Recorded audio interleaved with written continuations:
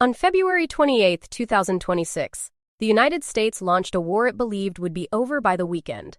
19 days later, the Strait of Hormuz is closed. 7 Israeli generals are dead from a single missile. Nobody could stop.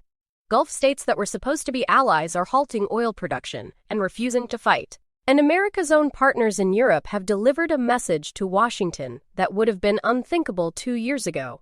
This is not our war. The operation had a name. The Americans called it Epic Fury. The Israelis called it Roaring Lion.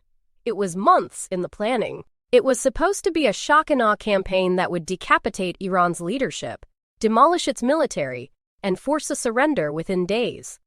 Instead, it produced something far more dangerous than a battle. It produced a war of attrition that nobody prepared for. And the consequences of that miscalculation are now reshaping the entire architecture of global power in ways that will outlast this war by decades. What exactly went wrong, and who is actually winning? Here is the logic that took the United States into this war. If you believe you can win quickly and decisively, you go.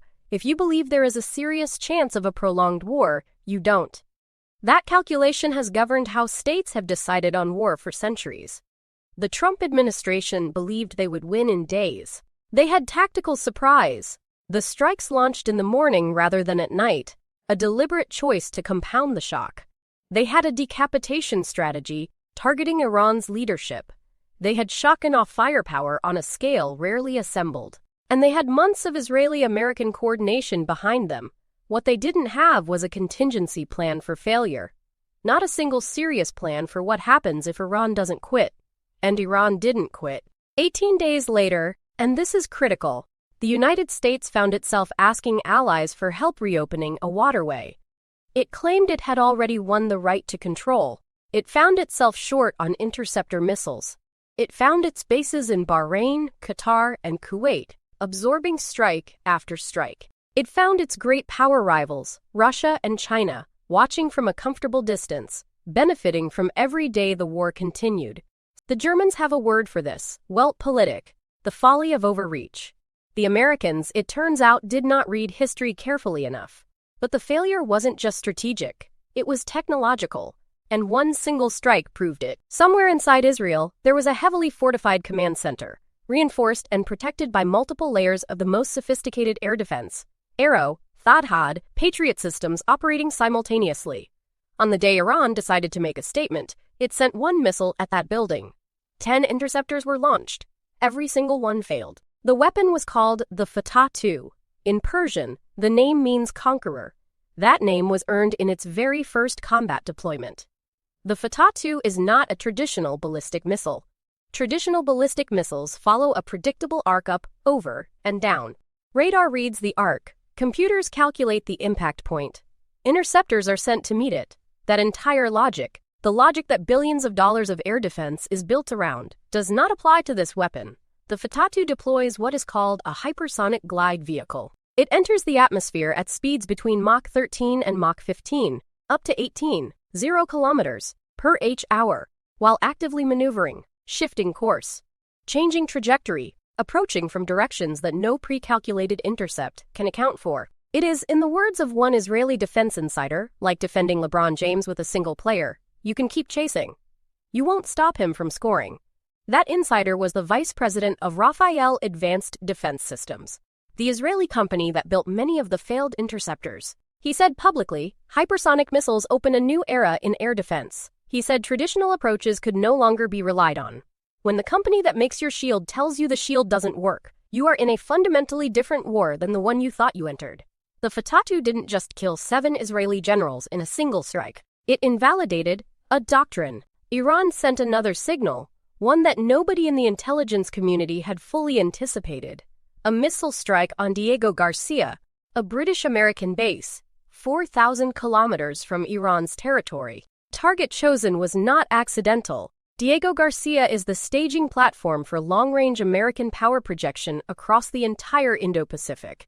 Iran was not just fighting a regional war, it was sending a message to every American military planner on Earth about the new geography of risk. And then, Iran struck Dimona, while the United States burned through interceptor missiles called allies that refused to answer. and watched its president post 8-minute videos to social media at 2:30 a.m. in the morning. Two powers watched quietly and grew stronger. Russia's position has materially improved in at least 3 ways since this war began. First, Trump removed sanctions on Russian oil to keep global prices manageable. That is hundreds of millions of dollars flowing back into Moscow's war economy, gifted by Washington. Second, weapons that would have gone to Ukraine, Patriots, interceptors, ammunition, are being absorbed by this conflict instead. The spring and summer offensive Russia has been preparing for will face a less equipped opponent. Third, every additional day the United States is committed to the Middle East is a day less focused on Eastern Europe. China's position is more subtle but potentially more consequential. The U.S. military forces drawn from Japan to the Middle East have weakened Washington's posture in the Pacific, the very theater the American national security strategy identified as the primary arena of great power competition. China has watched America pivot away from Asia. And diplomatically, the damage is severe. Countries across the global south are watching the United States conduct a war that has killed children in schools, struck nuclear facilities, and generated a humanitarian crisis across 6 nations. Simultaneously, China, by contrast, appears measured, stable, adult. The Europeans, who have now explicitly told Washington that NATO is a defensive alliance and has no role in this conflict, are beginning to reorient. Germany's chancellor said it plainly: "This is not our war." If China is strategic about this moment, and it has every reason to be, it will move quietly to deepen ties with a Gulf region that has just learned, at enormous cost, that American protection has limits. It will court a Europe that is reconsidering its relationship with Washington. The United States spent decades building a system of alliances and economic relationships that gave it unmatched global leverage. In 19 days, the foundation of that system has developed cracks that will take a generation to repair, if they can be repaired at all. So how does this end? The uncomfortable answer is, nobody knows. And that is the most alarming thing of all. Here is the hardest question in Washington right now. Not how do we win? How do we leave? The administration has no winning strategy because it entered this war without one. It was planned for a short war. It got a long one. And in a long war, the conditions that were supposed to produce a quick victory, surprise, overwhelming force, decapitation, cease to matter. What matters is depth, resources, will, tolerance for attrition. Iran has demonstrated all 3.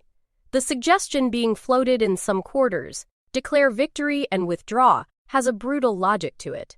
It may, in fact, be the least bad option available. But Iran has already made its terms clear. It wants the entire American military footprint removed from the region, not just a ceasefire, not just a pause, a withdrawal.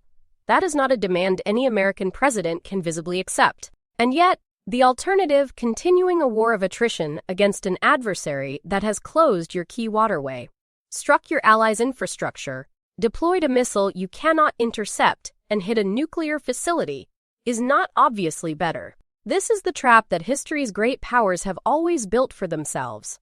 Entering wars they expected to be short, discovering they are long, and finding that neither the logic of escalation nor the logic of withdrawal offers a clean path forward.